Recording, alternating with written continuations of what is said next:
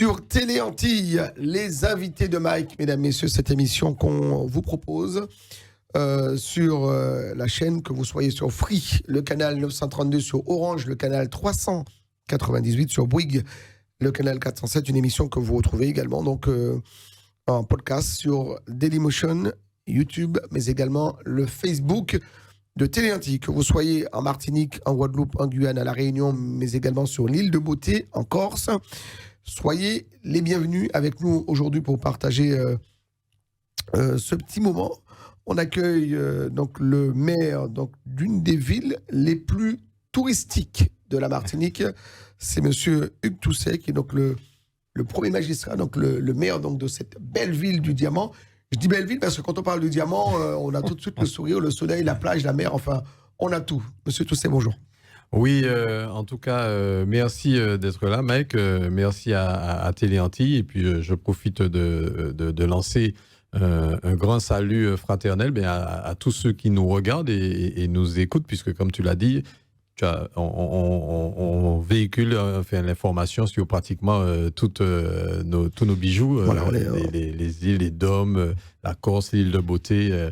En tout cas, c'est un véritable honneur que je partage avec ceux-là pour être ici, vraiment. Merci d'être là avec nous donc, dans cette émission réalisée entièrement par Peggy Ladéon, que nous saluons et que nous remercions par la même occasion. Et puis on va saluer également toutes les diamantinoises, les diamantinois, donc c'est comme ça qu'on les appelle. Hein. Voilà, singulièrement toutes les diamantinoises et les diamantinois qui nous regardent, qui nous écoutent avec bonheur, passion, parce que c'est vraiment ta télé, elle est suivie chez nous au Diamant. Voilà, merci encore, merci d'être là. Donc la ville du Diamant, un peu moins de 6 000 habitants.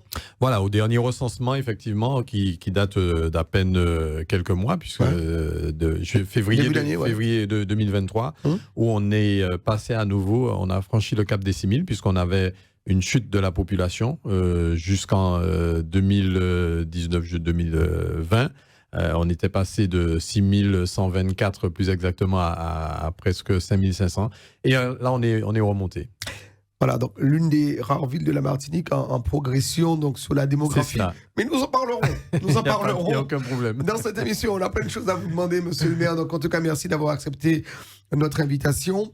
Vous êtes passé, alors on vous a vu, hein, je vous ai croisé également donc, sur le port du Havre. Vous étiez venu pour cette deuxième édition, en tout cas deuxième édition d'élection, la baie de Fort-de-France, la Martinique qui accueillait donc cette transat Jacques Vabre, puisqu'on rappelle également donc en plus de cette mandature de votre portefeuille donc de maire, vous êtes également président donc de l'office du tourisme donc intercommunal donc du sud de la Martinique. Tout à fait. Un office intercommunal puisque depuis la loi NOTRe 2017, aujourd'hui, nous n'avons plus d'offices municipaux ni de syndicats d'initiative en Martinique. Il existe 3 offices intercommunaux, à savoir le centre, le nord et le sud. Et le sud dont j'assume la présidence avec tous mes collègues élus et socioprofessionnels. Alors, on va rappeler que vous êtes sur votre première mandature en tant que maire. Vous avez été donc entre 2008 et 2017 donc adjoint, donc premier adjoint donc de cette collectivité, donc en tout cas de cette ville du Diamant, et vous avez démissionné d'ailleurs en 2014. En janvier 2017. J'ai démissionné de ma fonction d'adjoint. D'accord. C'était pour mieux préparer les élections de 2020 ? Non, c'est simplement, comme ça existe parfois dans les parcours politiques, des divergences sur certains points assez importants selon moi. Je n'étais pas le seul d'ailleurs. Donc nous avons préféré ne plus être adjoint, de continuer de travailler en tant que simple conseiller municipaux. Et puis nous avons formé une équipe et nous avons brigué les mandature élections. En 2020. Voilà, tout à fait. Voilà, donc avec de sérieux... Un beau programme, un très beau projet. On est là pour en parler. Hein, voilà, c'est-à-dire, plutôt que de programme électoral, je préfère parler d'engagement vis-à-vis de la population. Il ne s'agit pas de faire un catalogue d'actions et de promesses, c'est véritablement un engagement sur une vision de la ville. Donc, que j'ai élaboré avec effectivement mon équipe. En même temps, on peut le dire, le grand public, les diamantinois, les diamantinoises, donc vous jugez là-dessus, sur votre portée, Oui, tout à fait, sur les actions que vous aurez menées, c'est Sur la quelque chose mandature. qui, ça ne vous fait pas peur, donc voilà, donc en 2026, vous remettrez les choses sous la table, s'il faut repartir, vous repartirez. Voilà, c'est-à-dire qu'aujourd'hui, je crois que les temps font que on a une vision pour notre territoire. Oui. Maintenant, après 6 ans, nous essayons de faire le maximum et c'est la population qui juge au bout de 6 ans s'ils souhaitent nous reconduire et puis aussi d'abord si nous voulons remplir parce que bon, On peut le pas repartir aussi. Oui. être maire, ce n'est pas chose évidente. Ouais. D'ailleurs, c'était l'un des thèmes de ce congrès des maires. Ce n'est pas chose évidente. Donc, je crois que tous les 6 ans, il y a une remise en question et savoir si effectivement on a cette force et si on veut le faire, si la population nous suit. Très bien. Tous les ans, vous venez ici, au Parc des Expositions à la Porte de Versailles pour le congrès des maires. Qu'est-ce que ça vous apporte? Qu'est-ce que cette participation dans ce congrès qui réunit donc, Oui. tous les maires de France, quasiment, donc de France et de Navarre, comme on dit. Qu'est-ce que ça vous apporte en tant que nouvel élu? C'est vrai que souvent la population parfois nous demande pourquoi chaque année on prend l'avion pour Paris pour ce fameux congrès des maires. Je crois que c'est important de porter cette information et je te remercie Mike de me poser cette question. Au-delà alors il y a le congrès des maires, effectivement, où on débat quand même de problématiques importantes de la vie publique. On parlait de violence, on parlait aussi de foncier, enfin vraiment les problèmes qui nous touchent dans le quotidien de notre mandat. Au-delà de cela, nous profitons pour rencontrer un certain nombre de partenaires avec lesquels nous travaillons. Je donne pour exemple... Vous travaillez, que vous souhaitez travailler voilà, aussi. Il y a un certain nombre de problèmes qui vont se régler au niveau des ministères. Donc, je profite chaque fois de cette occasion pour faire le tour d'un certain nombre de ministères pour faire avancer nos dossiers. Donc, j'étais notamment au ministère de l'Outre-mer. À côté de cela, effectivement, lors de ce salon, nous rencontrons un certain nombre d'entreprises parce qu'avec l'évolution du temps, on a de nouvelles applications, de nouveaux matériels, etc., etc. Donc, je crois que véritablement, c'est un moment important pour la ville et puis pour faire en sorte qu'on aille de l'avant. Très bien. En tout cas, on vous remercie donc d'avoir accepté notre invitation aujourd'hui donc pour nous parler donc de cette ville du diamant. Alors, quand on parle de diamant, on voit une vision globale donc du tourisme, du haut lieu du tourisme. Ça l'est toujours ou non? Est-ce que le diamant est une ville qui attire toujours?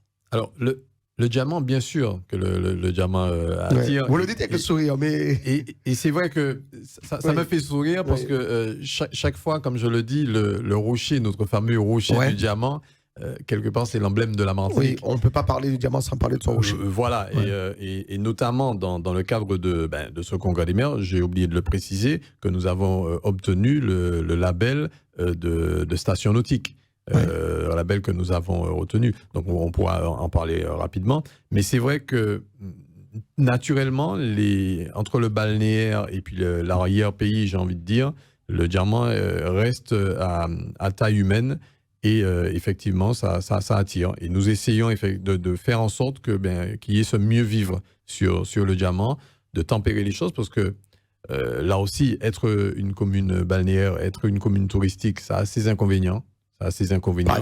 Par exemple, le foncier. Il est difficile, et c'est l'un de mes combats, il est difficile pour un diamantinois aujourd'hui d'habiter ou de construire sur le diamant. Et c'est valable non seulement pour les communes littorales du diamant, enfin de la Martinique, des Outre-mer, mais on retrouve cette problématique aussi dans l'Hexagone, sur toutes les communes balnéaires. Aujourd'hui, c'est difficile. Donc, il y a des moyens, il y a des dispositifs.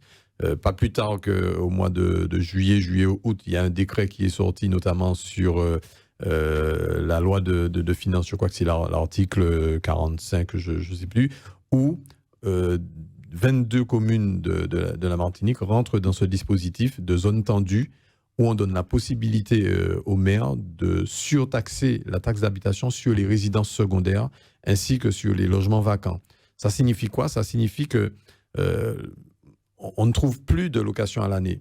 Au-delà de pouvoir construire ou acheter, ne serait-ce que de louer un appartement ou une maison à l'année pour vivre sur le diamant, par un diamantinois, c'est très difficile parce que tout le monde, il y a l'incitation à la résidence secondaire, à la location saisonnière. Ouais. Donc, l'État permet de surtaxer pour inciter quelque part ces propriétaires à louer à l'année plutôt que de faire de la location saisonnière.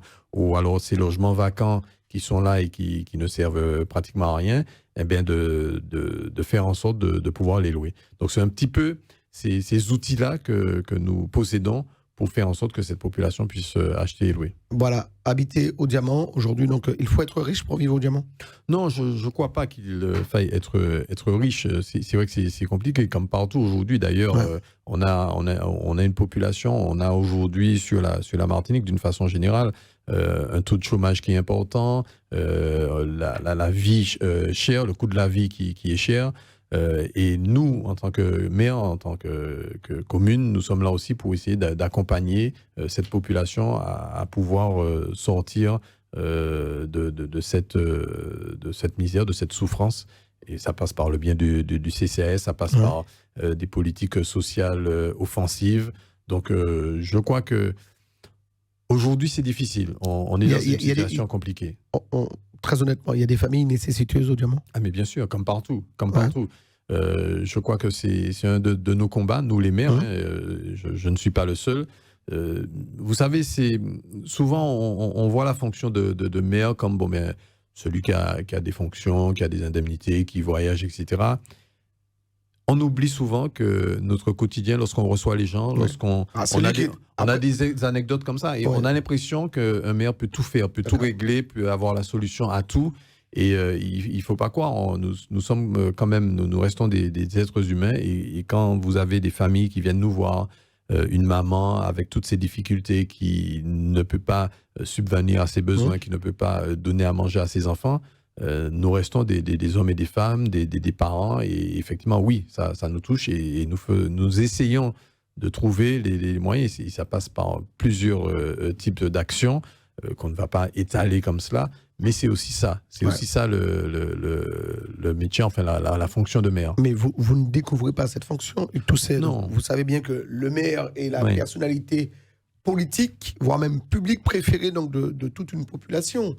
Donc les diamantinois que vous croisez donc, tous les jours chez vous, donc elles le savent, ils ont toujours quelque chose donc, à vous demander ou à espérer donc, d'un maire. Donc c'est une fonction que vous ne découvrez pas. Ah non, tout à fait. Même en tant que premier adjoint, c'est la raison aussi pour laquelle on dit souvent que la fonction de maire, c'est le mandat le plus noble. Parce qu'il y a cette proximité avec les administrés. Nous vivons avec eux, nous sommes pratiquement dans l'intimité avec eux, dans leurs problèmes quotidiens. Et c'est vrai et c'est pour ça que c'est exaltant. C'est exaltant, même si parfois, on prend c'est le jeu de la politique, hein, on prend des coups de bâton, mais on sait pourquoi on est là. On sait que de toute façon, notre mission, c'est pouvoir d'accompagner cette population.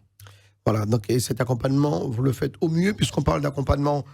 Vous êtes l'une des peut-être premières villes en Martinique au niveau de l'éducation à avoir mis en place donc, cette formule donc, de la gratuité scolaire qui consiste en quoi? Dites-nous tout. Oui, alors c'est vrai que on a un volet éducation parce que la logique, en tout cas, l'état d'esprit dans lequel on se trouve, lorsque vous avez une société où il y a énormément de pauvreté, où c'est difficile, quelque part, l'une des solutions, c'est l'éducation. Ouais.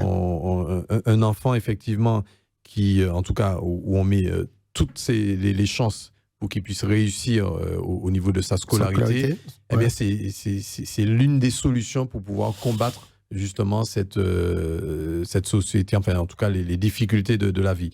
Et dès que nous sommes arrivés, nous avons dit une chose, il faut que les petits diamantinois qui sont scolarisés, en tout cas, nous sommes en charge du primaire, eh bien que le coût, justement, de la scolarité ne soit pas un frein dans l'éducation.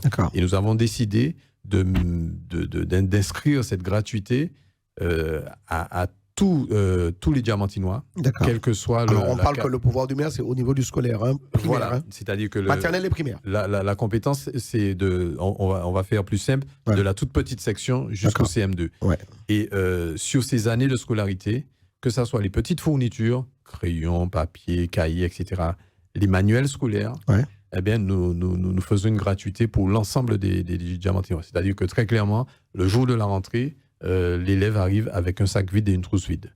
À côté de cela, on sait aussi que l'une des disparités, c'est sur l'accompagnement scolaire. C'est-à-dire que les cours, les cours de soutien coûtent cher aussi. Et là également, nous avons mis en place une gratuité sur l'accompagnement scolaire en ligne. Nous avons trouvé une plateforme, donc nous payons annuellement une somme pour que tous les élèves, et alors là, ce n'est pas uniquement le primaire, c'est jusqu'au lycée, eh bien, nous avons une plateforme où il suffit d'habiter le Diamant. Quand je dis d'habiter, le parent habite le Diamant, l'enfant peut être scolarisé dans une autre commune, et en tout cas, il bénéficie d'un accompagnement scolaire en ligne gratuit. D'accord. Donc voilà un petit peu tout ce qu'on met en place. L'éducation, en tout cas, le coût de la scolarité ne doit pas être un frein dans l'éducation des enfants. D'accord. En même temps, quand on habite le Diamant, c'est une manière aussi de peut-être d'effacer les inégalités. Oui, tout à fait. Oui. C'est un petit peu le pendant de l'uniforme. Enfin, c'est un peu paradoxal, parce que quand on habite le Diamant, généralement, je dis, donc, le Diamant est réputé pour être une ville touristique, une ville balnéaire, donc avec une population qui a, faut se dire très clairement les choses, qui a un peu les moyens. Donc, pour ceux qui viennent y habiter et qui ont peut-être un peu plus de moyens, donc c'est donner aussi aux petits Diamantinois qui est là les mêmes possibilités, tout cas en école maternelle et primaire, donc de vivre sur le même... Et chose que j'aime à rajouter, parce que parfois, effectivement, on nous dit, mais pourquoi donner cette gratuité à ceux qui ont pourquoi donner cette gratuité aux CSP, les catégories socio-professionnelles les plus UP nous disons, c'est un petit peu comme l'uniforme. C'est-à-dire qu'on ne va pas stigmatiser une certaine partie des enfants à leur donner un matériel, quand les autres, je prends un exemple d'un stylo. On va lui donner un stylo qui va coûter X euros, et puis l'autre, eh bien, il va pouvoir s'acheter, je ne sais pas, un Parker, etc. etc. Donc, l'idée, c'est aussi que tous les enfants de la ville aient le même matériel. Et grandissent pareil. Voilà. C'est exactement comme pour l'uniforme. Ouais. Ça c'est une action qui a été mise en place sous votre mandature, là ? Oui, tout à fait. C'est-à-dire que nous sommes arrivés en juillet 2020. Bon, on avait la rentrée scolaire en septembre, donc il était trop tard. Donc depuis 2021. Mais à partir de septembre 2021. Et puis aussi, parce qu'il y a aussi des collègues qui me disent, mais comment tu as fait ? On n'arrive pas. C'est important, parce que ce n'est pas décider d'offrir du matériel. Il y a un travail de collaboration avec les équipes pédagogiques. C'est-à-dire que l'idée, c'est de dire qu'on ne va pas changer les manuels tous les ans. On prend l'engagement sur 3 ans d'avoir le même manuel pour ne pas avoir à racheter à chaque fois les mêmes choses. Sur les livres, sur les mêmes niveaux. Si on a peut-être 3-4 classes du CM2, il faut qu'il y ait le même matériel sur ces 3 classes. Il ne s'agit pas que les enseignants puissent demander X ou Y, et voilà, que ça soit vraiment ce souci de collaboration avec les équipes pédagogiques, ça passe également par là. Ça fait dans un effectif de combien d'écoliers donc, Alors aujourd'hui, sur le Diamant, nous avons environ 600 écoliers dans le primaire. D'accord. Combien d'écoles ? 3 écoles, une école maternelle et 2 écoles élémentaires. Très bien. Pas de privé au Diamant ? Non, pas de privé. Alors, et là aussi, l'éducation nationale, quelque part, je le dis parce que je suis enseignant, on a ce combat-là pour cette déperdition des élèves vers le privé. Donc, on essaie de mettre en place, au-delà de cette gratuité scolaire, de mettre en place avec les écoles, là aussi, la natation scolaire. On a lancé la natation scolaire avec la piscine intercommunale, d'ailleurs, du Saint-Esprit, la voile. Nous travaillons également avec les ligues sportives, pour l'instant le rugby, le tennis, le karaté, etc. Donc c'est véritablement offrir à ces élèves-là, parce qu'ils n'ont pas forcément la possibilité, certains petits Diamantinois, d'aller faire du tennis. Donc là aussi, c'est toute une action sur l'éducation pour faire en sorte que nous ayons des enfants vraiment bien dans leur peau. Très bien. On va un petit peu parler donc du vivre ensemble sur le territoire diamantinois. Donc, on a vu ici, sous les réseaux sociaux, que voilà, des fois, on avait donc des tensions, donc pour ne pas dire des relations conflictuelles entre les locaux, donc on peut le dire, le diamantinois pure souche, et puis une autre population qui est venue s'installer au diamant et qui a du mal, pour ne pas, voilà, pour dire crûment les choses, à accepter nos coutumes. Alors, ils n'ont pas. Alors, oui, comme on ne va pas avoir de langue de bois. Oui. Effectivement, quand vous avez des communes comme le Diamant, mais pas que, il y en a d'autres, je ne vais pas les citer, je ne suis pas là pour ça. Il faut que nos actions soient tournées vers le mieux vivre ensemble. Ouais. C'est-à-dire que si quelqu'un de l'extérieur vient habiter la Martinique, le Diamant, pour ne pas qu'il y ait ces tensions-là de rivalité, de non-acceptation de leurs coutumes, à quel moment on leur donne la possibilité de rentrer en relation avec nous? À quel moment on leur donne la possibilité d'avoir des espaces communs pour qu'on puisse discuter ensemble?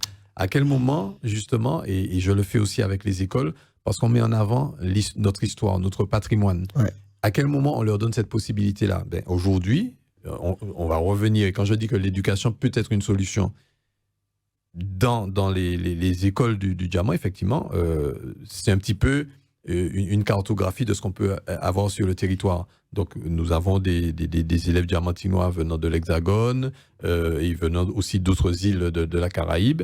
Eh bien, nous mettons en place des actions pour qu'ils puissent connaître notre patrimoine, connaître le diamant, l'histoire du rocher.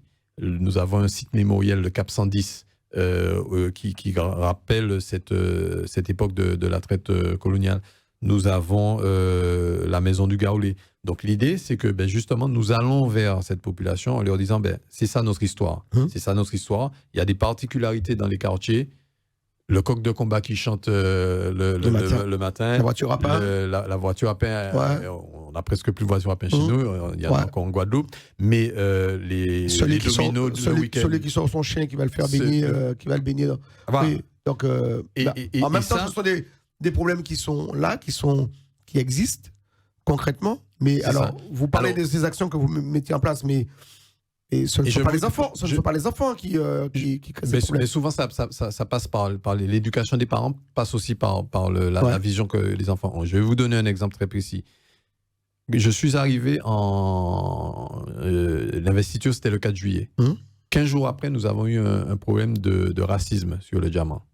Une personne qui sortait de l'Hexagone, qui n'a pas accepté qu'il y ait un anniversaire près de chez elle. Ouais. Et elle a beaucoup vu sur les réseaux sociaux. Elle a sorti des propos racistes sur les réseaux sociaux vis-à-vis de la famille qui était concernée, une famille diamantinoise. Elle a aussi proféré des menaces de destruction de sites mémoriaux sur le Diamant. Je n'ai pas hésité à porter plainte.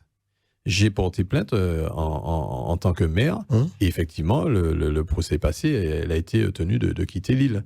Donc, je n'ai pas de problème quand il faut prendre des mesures drastiques. Maintenant, n'incitons pas, lorsqu'il n'y a pas de problème de racisme, et que ce soit des problèmes de voisinage, ne confondons pas les choses pour ne pas envenimer certaines situations. Et c'est ce que je dis, on sera toujours vigilant. Et c'est vrai que c'est délicat. C'est vrai que c'est délicat, mais nous avons des hexagonaux qui vivent parfaitement dans le bien vivre ensemble de la ville avec nos compatriotes. Alors, certains disent que, pareil, sur le Diamant, que le foncier coûte très cher au Diamant, ce qui entrave l'installation du diamantinois pure souche sur son territoire. Oui, alors tout à fait. C'est encore plus probant sur le Diamant que sur les autres communes. Et c'est la raison pour laquelle, aussi dans nos engagements vis-à-vis de la population en 2020, nous travaillons sur des dispositifs, le PSLA, l'accession à la propriété. Et là, finalement, on se dit, après avoir fait le tour de tous ces dispositifs qui, du reste, faciliteraient l'accession à la propriété d'une certaine frange de la population, et notamment, alors pas forcément, j'ai envie de dire, les catégories socio-professionnelles les plus basses, mais ne serait-ce que les professions intermédiaires. Et là où c'est probant, Un couple de fonctionnaires aujourd'hui sur le diamant a des difficultés à acheter un terrain parce qu'on est sur des coûts entre 150 à 250 euros le mètre carré. Qui fixe les tarifs? C'est le maire? Ah non, le maire ne fixe pas de tarifs. Ouais. Vous avez des particuliers qui ont des terrains et qui vendent leurs terrains. Et on oublie ça souvent. Je rappelle souvent aux gens, ce n'est pas la mairie qui vend des terrains. Ouais.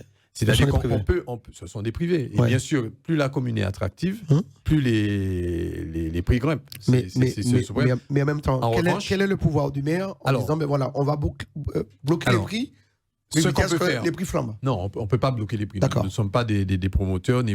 En revanche, ce qu'on peut faire, et nous sommes en train de travailler sur cela, et c'est d'acquérir des terrains, que la commune puisse acquérir des terrains. La commune a un patrimoine foncier.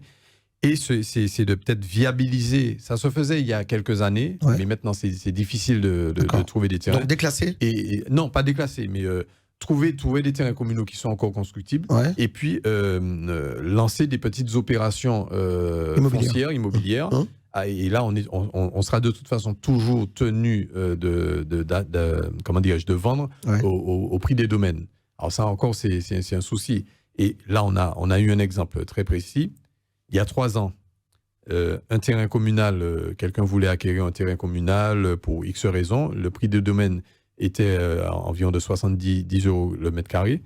3 ans après, il a suffi qu'il y ait un lotissement construit par un promoteur, bien sûr avec des ventes de terrains aux alentours de 150, 180 euros le mètre carré.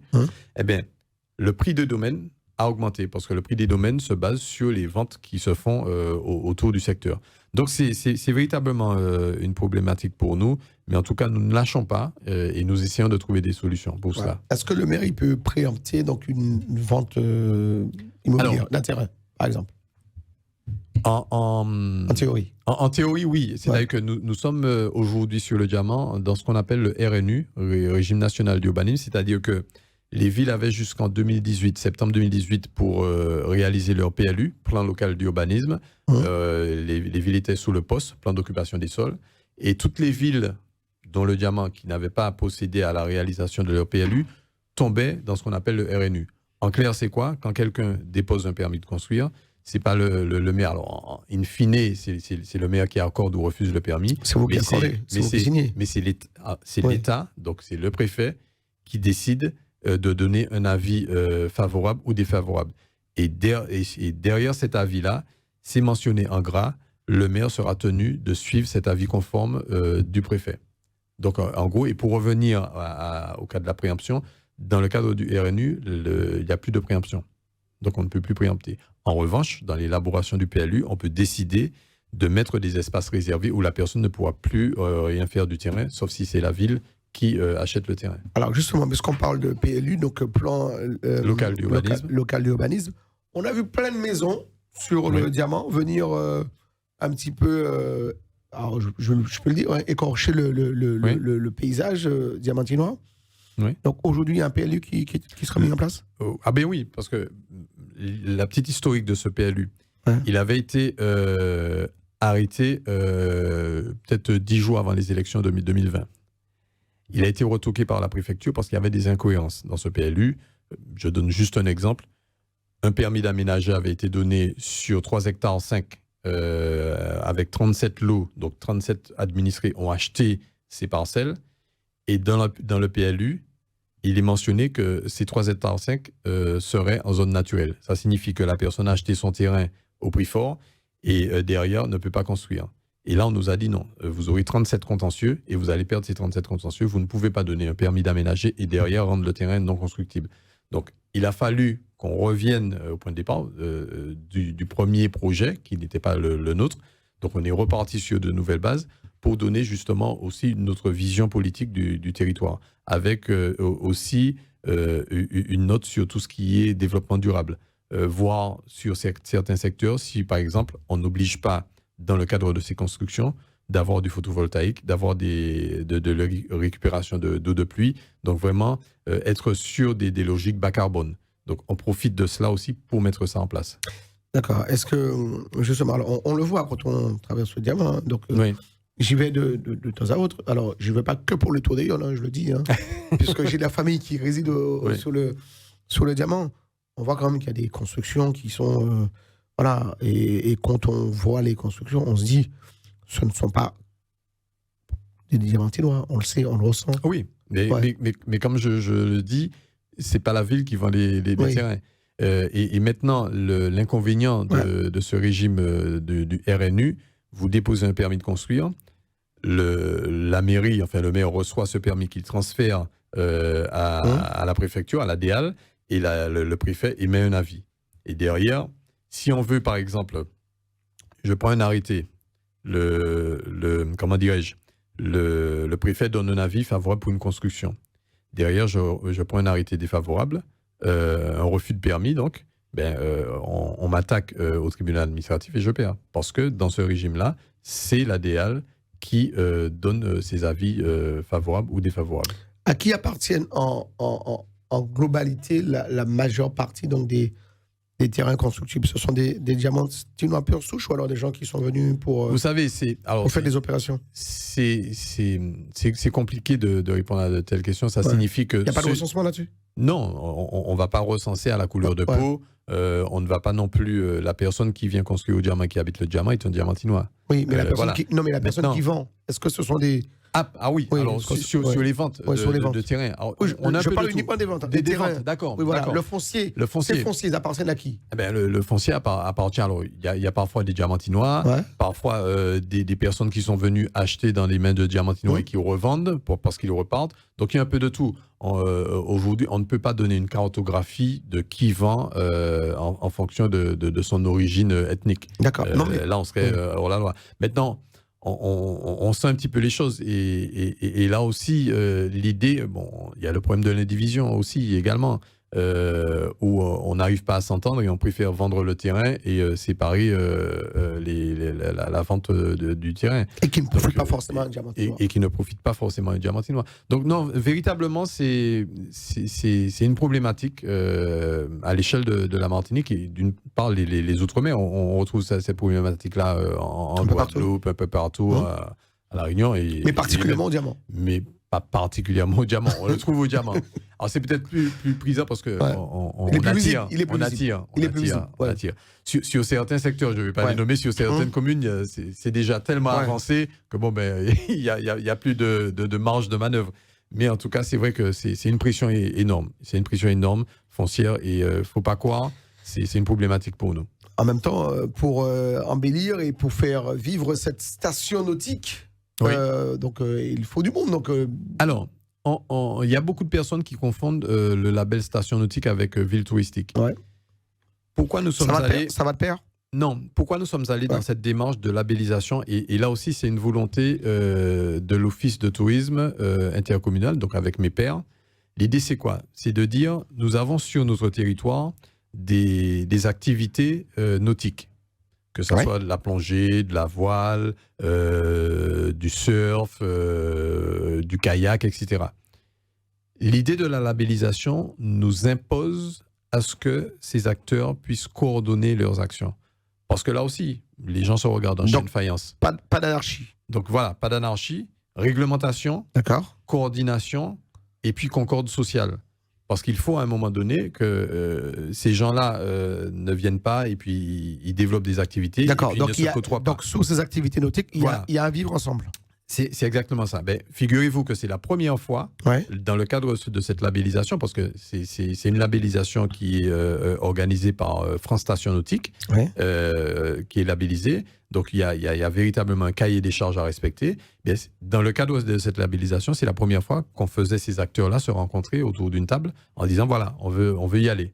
Donc ça donne aussi une visibilité sur leur activité. Et ça nous permet aussi de réglementer cette activité, de voir qui est en règle, qui ne l'est pas. Donc voilà, autour de cette labellisation, c'est pas simplement dire nous sommes ville nautique, station nautique, non. C'est pouvoir faire en sorte de coordonner les actions du nautisme sur le territoire.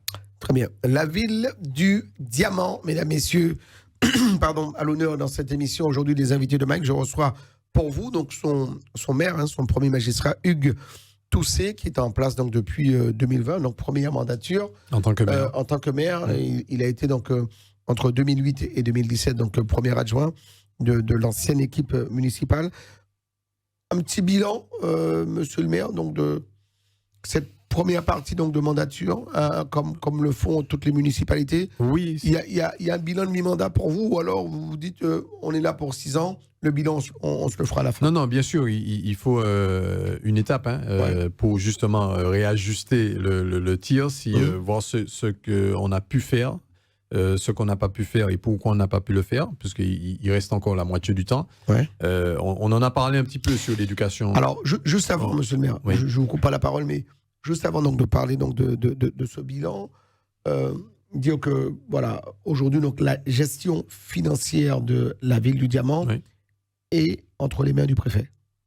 Oui, alors ça fait aussi. Rappelez-nous un petit peu les faits. Ça fait aussi partie du bilan. Voilà. Ça fait aussi partie du bilan, puisque effectivement, la ville du Diamant, depuis 2016, c'est le préfet qui règle le budget de la ville. C'était lié à effectivement, notamment à un procès que nous avions perdu.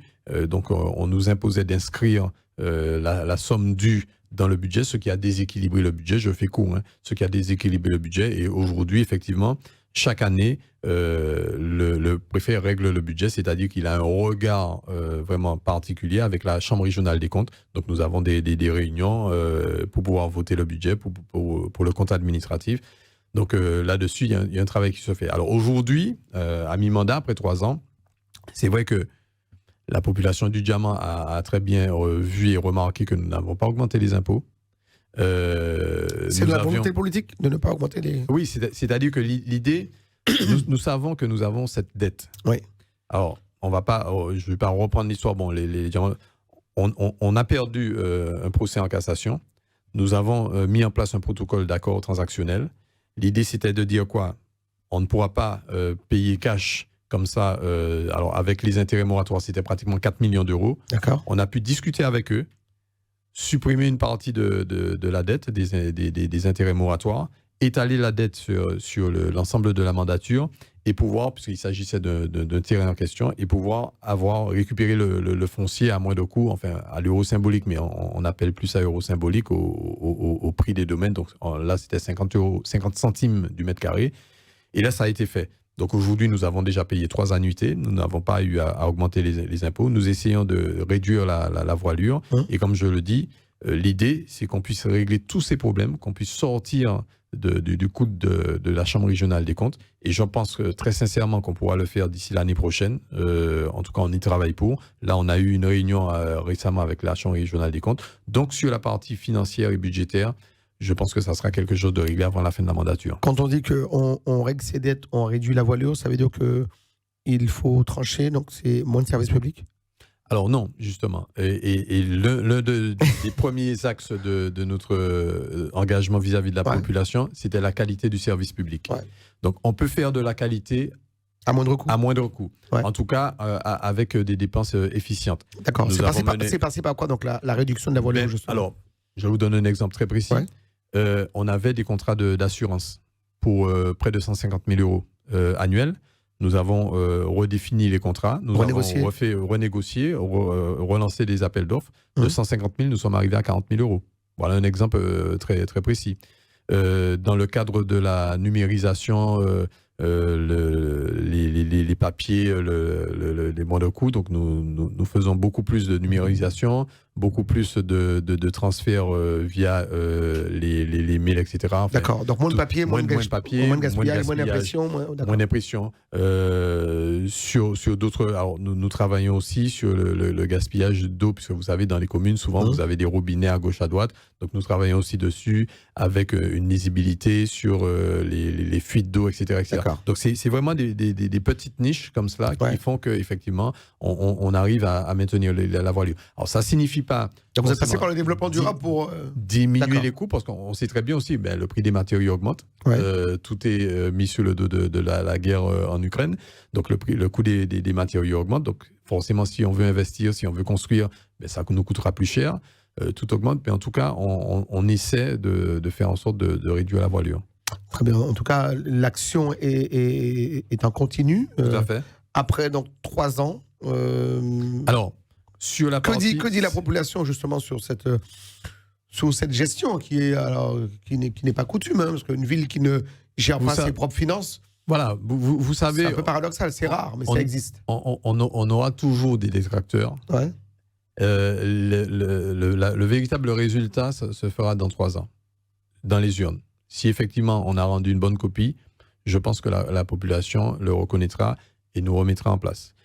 Après 3 ans, sur la partie cohésion sociale, renforcer le lien social. Donc ça faisait partie, enfin l'éducation en faisait partie. Au niveau du social et de la cohésion sociale, du développement social, là aussi, nous avons mis en place de nouveaux dispositifs, de nouveaux cadres, ne serait-ce que sur l'accompagnement des familles, sur la citoyenneté, l'insertion, la jeunesse. Alors, cette jeunesse-là aussi... Il y a une politique au-delà de l'éducation, eh bien, nous avons mis en place le conseil municipal des jeunes. Alors, ce n'est pas simplement pour avoir un conseil municipal des jeunes, mais derrière cela, il y a un budget qui leur est dédié, c'est 30 000 euros. D'accord. Qu'est-ce qu'on y fait dans ce conseil municipal des jeunes? Alors, ils ont droit à la parole. Ce conseil-là a été inscrit dans l'ANASEJ, qui est l'association nationale. Ils sont partis sur Paris dans le cadre du congrès national des jeunes où ils ont présenté leur commune. Quand je parlais de patrimoine, et je leur ai dit, vous êtes les ambassadeurs du diamant, donc vous devez connaître votre histoire, vous devez connaître l'histoire du diamant pour pouvoir justement transmettre aux autres jeunes que vous allez voir. Donc nous avons mis ça en place. Et puis ils ont aussi des projets. Donc l'idée c'est, parce que vous voyez... des fois, on crée un conseil municipal des jeunes pour dire qu'on a créé un conseil municipal des jeunes. Pour être à la mode. Donc là, on met des actions en place avec eux. Ils nous proposent également des actions à mettre en place. Donc vraiment, c'est une discussion. Ils ont eu l'occasion aussi de rendre compte de leurs actions au conseil municipal d'adultes. Donc voilà un petit peu, quand je parle d'action pour la jeunesse, c'est aussi ça. C'est vraiment impliquer de façon concrète les jeunes dans l'organisation de la cité.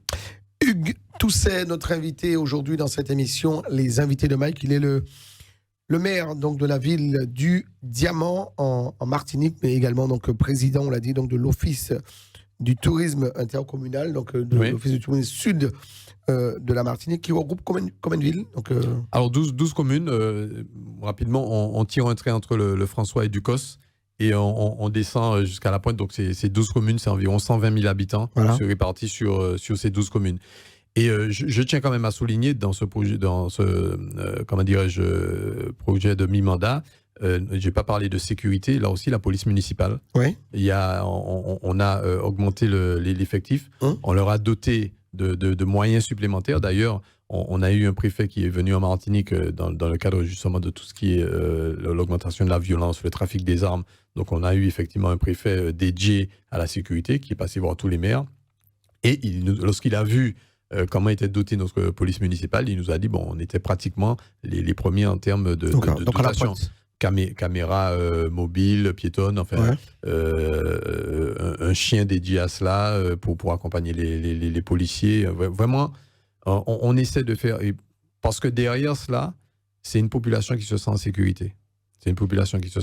Alors, il y a des efforts à faire. Là, on est en train d'essayer de monter un poste de police municipale parce que depuis pratiquement 10-15 ans, ils sont un petit peu baladés de locaux en locaux. Aujourd'hui, il n'y avait pas un poste dédié, un bâtiment dédié à la police municipale parce que aussi, très bientôt, nous aurons la visiosurveillance. La vidéosurveillance et là, il faut d'une salle dédiée à cela. Donc là, nous travaillons aussi dessus. Donc voilà un petit peu sur l'aspect sécurité. Nous avons également une application, on parlait de modernisation, une application Voisin Vigilant. C'est une application que les habitants peuvent télécharger. Et l'idée, c'est de participer au mieux vivre ensemble. Le mieux vivre ensemble, c'est quoi? Avant, il y a peut-être 30-40 ans, lorsqu'on habite un quartier, on surveillait la maison de l'autre, etc. Maintenant, on n'est plus dans cet aspect-là. Donc on peut le faire par le système. On peut le faire par le système. On voit qu'il y a quelque chose, une anomalie dans le quartier. On le tape sur l'application et tout de suite, tous ceux qui ont l'application reçoivent cette information. Donc ça contribue aussi au mieux vivre ensemble et à la sécurité de la population. Alors, en parlant de sécurité, Hugues Tousset, on l'a vu, hein, donc, ici, notamment dans l'Hexagone, donc, on a plusieurs maires qui ont démissionné donc, de leurs fonctions. c'est de plus en plus compliqué aujourd'hui donc de tenir une ville, donc d'être à la tête d'une municipalité. Est-ce que vous êtes en place et est-ce que vous recevez, on le voit, hein, donc on est épié, on est même sur les réseaux sociaux. Est-ce que aujourd'hui donc aujourd'hui le maire du Diamant compliqué. que vous êtes aujourd'hui est un maire satisfait et en place? Vous savez, il n'y a pas un maire qui ne subit pas des violences, que ce soit des violences verbales, physiques. Je pense que physique, il y en a moins chez nous. Les réseaux sociaux, ça devient quelque chose d'intenable. J'ai été menacé très clairement sur les réseaux sociaux il n'y a pas longtemps. Ouais. Et on le disait lors de ce mais pour certains maires, ça va jusqu'à la menace de mort. Jusqu'à la menace de mort. Ouais. Et c'est vrai que c'est compliqué. Que faire aujourd'hui ? Vraiment, je n'ai pas la solution. Parce qu'aujourd'hui, au-delà d'être maire, hein, la violence sur les réseaux sociaux, on le voit quotidiennement. On l'a subi, tout le monde l'a subi. Tout le monde l'a subi. Et malheureusement, des fois, ça part de malentendus, ça part de... voilà, et on s'octroie de dire du tout et du n'importe quoi sur les réseaux sociaux vis-à-vis des autres. Et alors peut-être que le jour où il y aura vraiment une décision ferme et pour pouvoir, comment dirais-je, sanctionner ce type de violence, peut-être que ça s'arrêtera. Mais c'est vrai que la société d'aujourd'hui fait que ce sont tous ces travers de la modernisation des réseaux sociaux. Vous recevez quelqu'un, vous pouvez être enregistré, vous ne savez même pas, donc... finalement, on se trouve à douter des uns et des autres. Non, c'est vrai que c'est compliqué. La tâche est compliquée. On n'est plus à l'époque où c'était le téléphone fixe. Ouais. On décrochait, puis quand on n'était pas là, Vraiment, non, c'est véritablement difficile. Est-ce que quand on habite le Diamant, donc cette ville touristique, donc de cette côte de la Martinique, cette côte Caraïbe, est-ce que quand on habite le Diamant, on a les mêmes problématiques que les villes comme Fort-de-France, le Lamentin, avec une délinquance, avec une insécurité donc débordante, pour dire très clairement les choses. Est-ce que vous avez les mêmes problématiques? Alors, les autres villes on a les mêmes problématiques, mais pas vraiment dans la même... Insécurité, trafic de stupéfiants. Oui, on a tout ça, même maintenant pas dans les mêmes proportions que dans les grosses agglomérations. Fort-de-France reste la ville capitale, le Lamentin est une grosse ville, on est en zone police nationale. Non, on arrive à être dans une commune où on peut discuter avec les jeunes. Parce que ces jeunes qui sont là, c'est les enfants de telle personne qu'on connaît, c'est le cousin d'un tel. Donc, on est dans une taille, 6000 habitants, hein, on est dans une taille de commune où effectivement, c'est la taille humaine, où on arrive à discuter avec les gens, on arrive à aller voir la maman, le papa d'un tel. Voilà. Donc, ça reste, comment dirais-je, on arrive à y faire face. C'est pas évident. Le danger, c'est ceux qui viennent de l'extérieur. Quand je dis de l'extérieur, je parle des délinquants qui ne sont pas forcément du Diamant. Et qui viennent au Diamant. Voilà. On a eu des réunions avec le général de gendarmerie, parce qu'aujourd'hui, c'est l'entrée des armes sur le territoire. Et ça, vous avez également des points de débarquement. Au Diamant. Au Diamant, il y en a un. Il y en a 13 sur la Martinique, dont le Diamant, on ne va pas se le cacher, on le sait. Et maintenant, c'est compliqué, d'où cette politique au niveau de la sécurité, de doter nos policiers, parce qu'on ne va pas les emmener au charbon et comme ça, quoi. Donc, c'est vrai que c'est compliqué. Alors, on travaille avec la gendarmerie, on a une convention avec la gendarmerie, où nos policiers ont la possibilité de faire des patrouilles conjointement avec les gendarmes.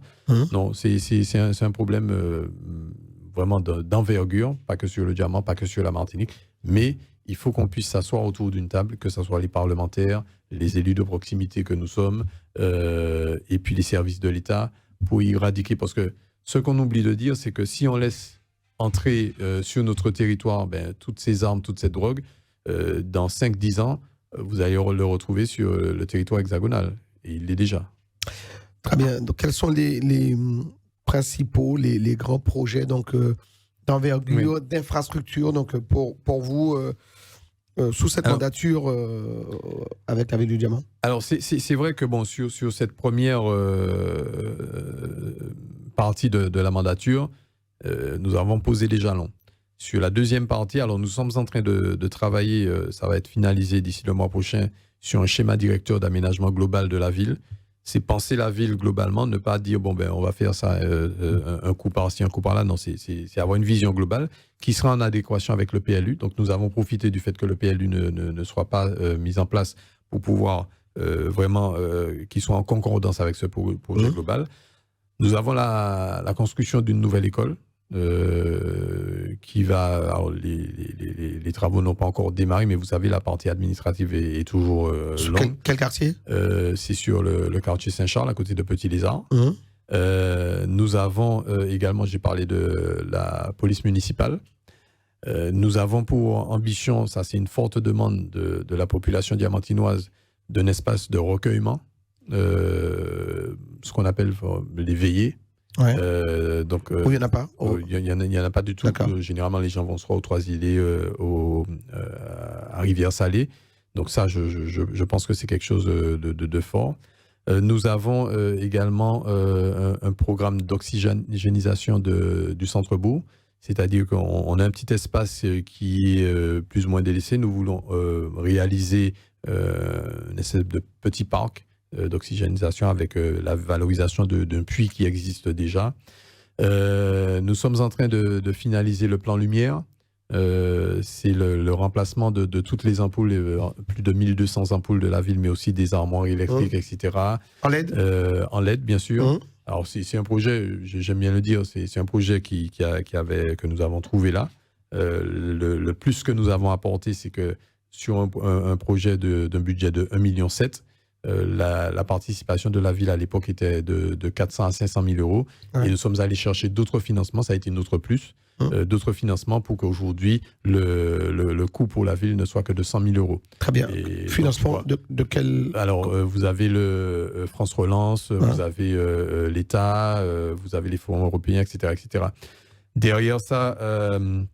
rapidement, nous voulons, j'en ai parlé, faire en sorte que de l'acquisition foncière pour la population diamantinoise. Donc, c'est travailler sur les terrains que nous possédons pour voir comment on pourra faire sortir de terre. L'aménagement de cette fameuse place des fêtes à côté du cimetière, entre le cimetière et le marché polyvalent. Donc, c'est vrai que nous avons beaucoup d'ambulants. Vous avez sur le cimetière? Oui. Ouais. Alors, il y a un projet d'extension du cimetière. Il est petit. Il est petit. Ouais.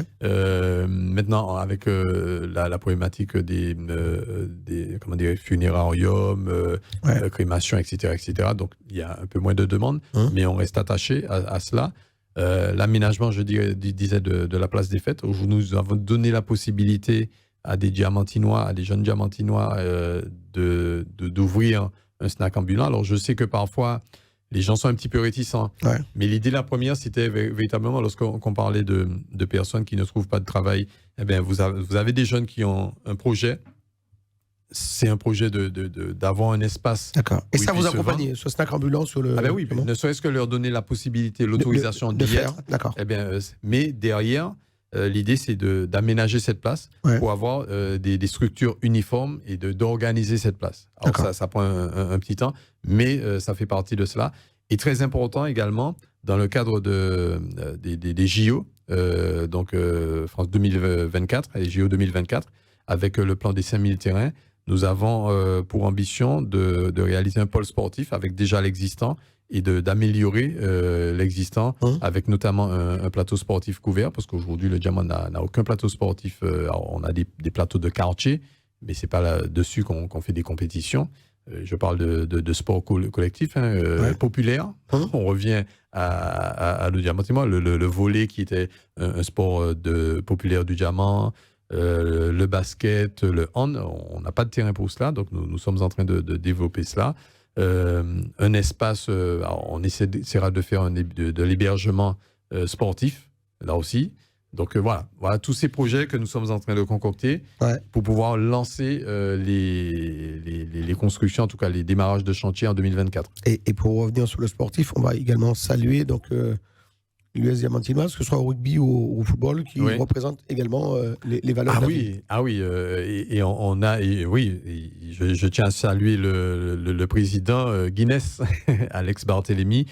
Ils font un travail formidable parce qu'ils sont maintenant dans l'élite. Et l'idée, c'est déjà de conserver. Je crois qu'ils sont dans la première moitié de tableau. Ouais. Et on les accompagne dans ce sens-là. On a une équipe de rugby aussi qui fait partie de l'élite. En Martinique. En Martinique. Ouais. Chaque fois, c'est Diamant Robert. Alors les infrastructures, pas forcément toujours, mais voilà. En tout cas, avec peu, on fait bien. Mais et puis ça nous incite aussi à leur donner des infrastructures dignes de ce nom. Je veux parler l'équipe de rugby, ils ont fait venir sur le Diamant le trophée de la Coupe du Monde. Ouais.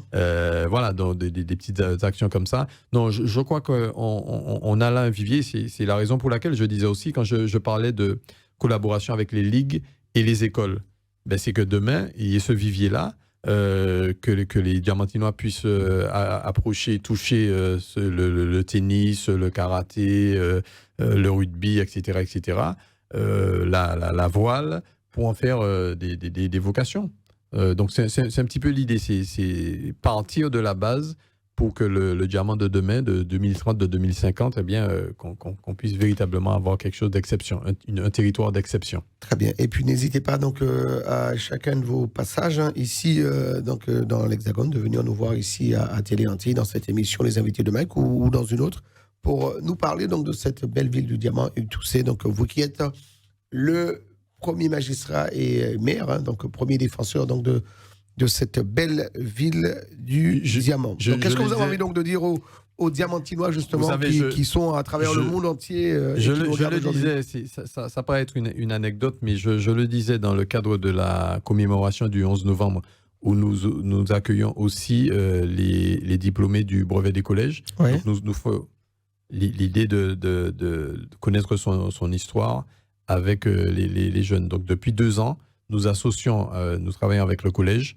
et dans le cadre du 11 novembre, nous associons tous les élèves, les récipiendaires du brevet des collèges. Et là, je leur ai dit quelque chose de très clair. Et si on peut le voir sur Facebook, parce que là aussi, on a développé au niveau de la communication, tout ce qui est Instagram, Facebook, on n'a pas parlé de la partie communication, site internet, du numérique, etc., du numérique. Je leur ai dit quelque chose de très simple. Avec mon équipe, je suis maire. Je pourrais prendre des coups, tous les coups qu'on voudrait me donner. Je pourrais être menacé. Je sais que la richesse du diamant passe aussi par les Diamantinois pluriels. Et effectivement, ça fait partie du job. Je ne suis pas là pour privilégier une partie de la population par rapport à une autre. Je suis garant du mieux vivre ensemble.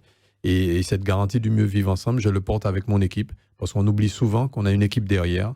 Il y a des conseillers municipaux, il y a des adjoints, il y a des conseillers délégués.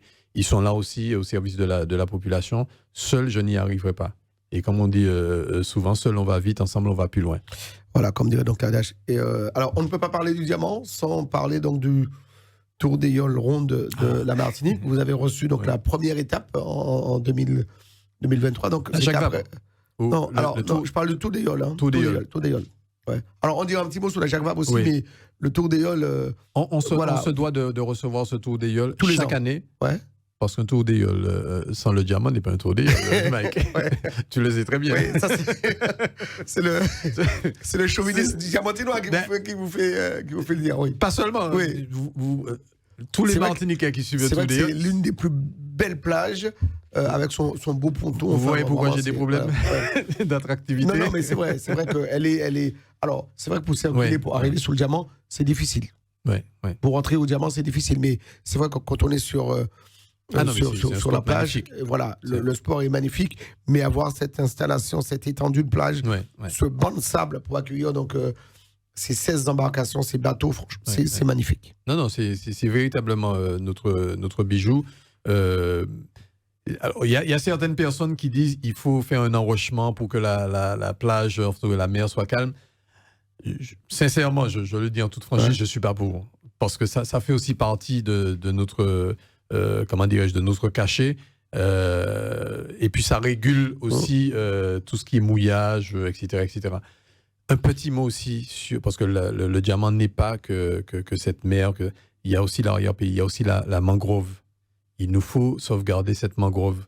J'ai assisté, bon, je ne vais pas tout dévoiler, mais j'ai assisté à un groupe de personnes qui font un travail formidable pour sauvegarder notre mangrove, parce que les sargasses, quand ça arrive sur la plage, on les retire, mais quand ça arrive dans la mangrove, ça tue. On oublie qu'une mangrove, c'est une nurserie. C'est la nurserie de la mer. Ouais. Et là, il y a un plan Marshall qu'on est en train de mettre en place. Enfin, c'est pas moi, mais c'est un groupe de personnes, et je les salue, ils vont se reconnaître, pour pouvoir sauvegarder cette mangrove. Vous avez appelé ça un plan Marshall, carrément. Ah oui.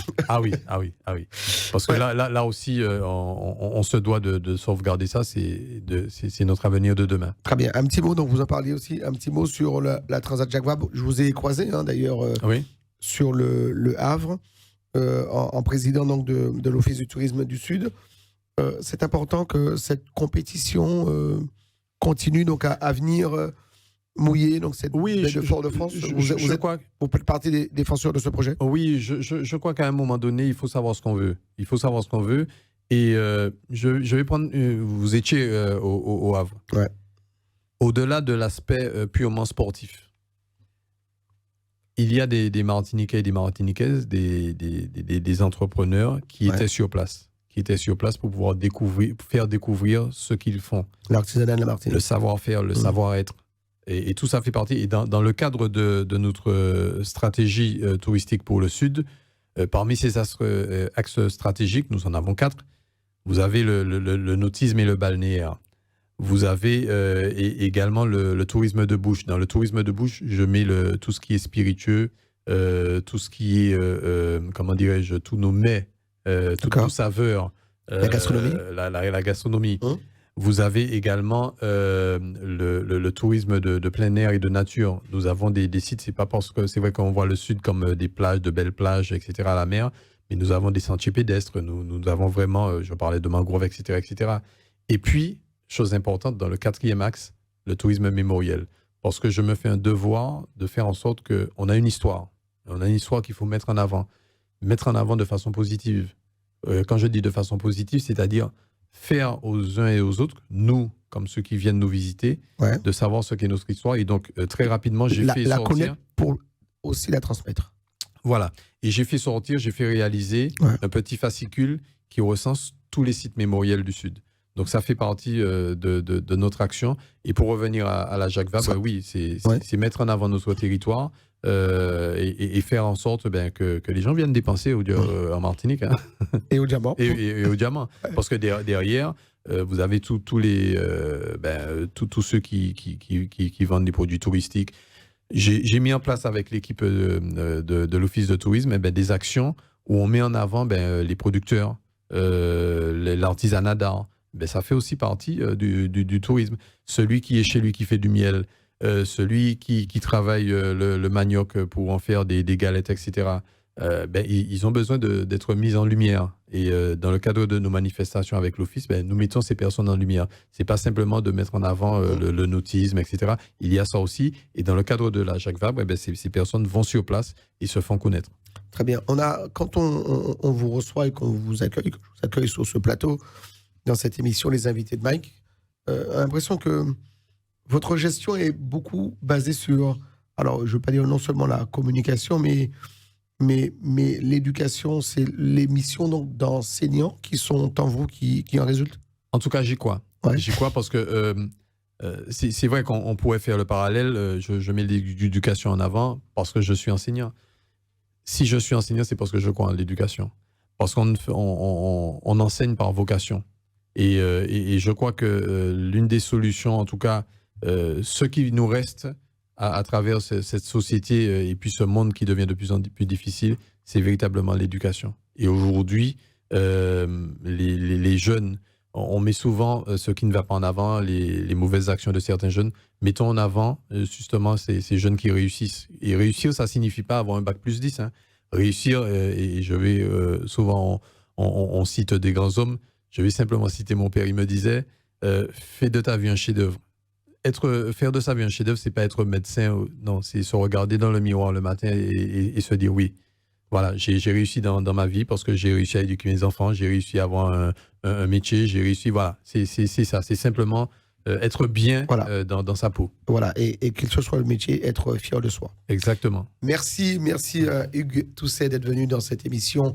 Les invités de Mike, réalisés donc par Peggy Ladéon. La mise en image sera signée Jean-François Saint-Louis. Et nous remercions également Danielle Borilla, notre productrice, responsable des programmes. On remercie Lady Sly pour la mise en œuvre donc, de cette émission. Merci à vous de nous avoir suivis, que vous soyez sur Free, Orange, Bouygues, que vous soyez également sur Dailymotion, YouTube, mais également sur le Facebook de Télé Antilles. Vous pouvez être en Martinique, en Guadeloupe, en Guyane, à La Réunion, dans cette France hexagonale. Vous le savez, donc notre devise est de rester toujours plus près de vous. Aujourd'hui, on a eu grand plaisir à recevoir donc Monsieur Hugues Toussaint, qui est donc le maire de la ville du Diamant en Martinique. Un petit mot aux Diamantinois, monsieur? Oui, en tout cas, ce que j'ai envie de dire aux Diamantinois, c'est soyez fiers de ce que vous faites. Nous sommes là pour faire le maximum pour qu'il puisse y avoir ce mieux vivre ensemble au Diamant. Vous me connaissez, je vous connais, on fait le maximum et c'est ensemble, véritablement ensemble que nous y arriverons. Pas chacun l'un face à l'autre, mais véritablement ensemble. Et j'aime à le dire souvent, la concorde sociale. Très bien. Voilà, c'est mon leitmotiv aujourd'hui. Et n'hésitez pas, donc, si vous souhaitez donc, aller visiter donc, cette ville du Diamant, donc, en attendant donc, de faire le déplacement en Martinique, où M. Toussaint et ses administrés, les Diamantinoises et les Diamantinoises, vous accueilleront les bras ouverts. Allez faire un petit tour. On a très beau, j'ai vu un très beau Facebook, un site internet également de la mairie où on vous découvre. Ouais. Voilà. Merci en tout cas, merci à Télé Antilles, merci à toi, Mike, et à toute ton équipe. C'est avec plaisir que je reviendrai. Merci beaucoup. Merci à vous. Merci de nous avoir suivis. Merci à Peggy Ladéon pour la réalisation technique. Et à très vite avec d'autres invités sur Télé Antilles. Et si vous souhaitez, tout comme Hugues Toussaint, donc, vous souhaitez donc venir dans cette émission, vous m'envoyez un petit mail, lesinvitésdemike@gmail.com, ou encore vous me laissez un petit message sur ma page Facebook, Mike Rodzen, et on vous répondra bien évidemment. À très vite sur Télé Antilles avec d'autres invités, et vous le savez, notre devise est de rester plus près de vous.